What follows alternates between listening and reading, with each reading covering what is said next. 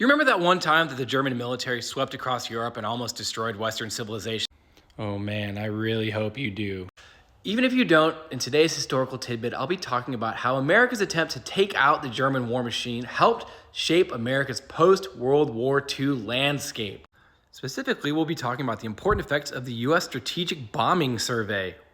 A few years into World War II, America and England began to coordinate and think about how to really think strategically about where, when, and how many bombs to drop on Germany's landscape to help take out their war machine. To study the best places to drop bombs, America created the U.S. Strategic Bombing Survey, a massive committee with more than 1,000 members that looked closely about how to hit the Germans where it hurt.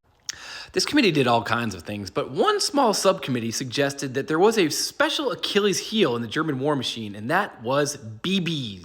And no, I'm not talking about BB guns. The Germans were not fighting with BB guns. It wouldn't have been much of a war if that was the case. We're talking about the ball bearings that kept the German war machine turning. Think ball bearings as the critical parts of engines. Planes, tanks, cars, everything used ball bearings. Following recommendations from the committee, the U.S. Air Force began to drop tons of bombs on German ball bearing production in Schweinfurt. But the Germans were very, very nimble. They relocated ball bearing production and were able to continue producing ball bearings throughout the rest of the war. If we fast forward to the end of World War II and the beginning of the Cold War, America began to worry a lot about how its industrial concentration was mostly piled up in American cities. Things like the American steel industry were concentrated in a few critical nodes, such as Gary, Indiana, and Pittsburgh, Pennsylvania. Considering the fact that America had ushered in a new atomic age at the end of World War II, what would happen if America's enemies began dropping atomic bombs on some of America's crucial industrial centers? In this light, the studies that were commissioned by the Strategic Bombing Survey provided something of a mirror that America could turn on itself to help prepare for the coming atomic war. Now, a lot of us know about the rise of the suburbs after World War II when tons of people left the cities and tons of businesses left the cities because of new interstate highways that made it easier to move things around.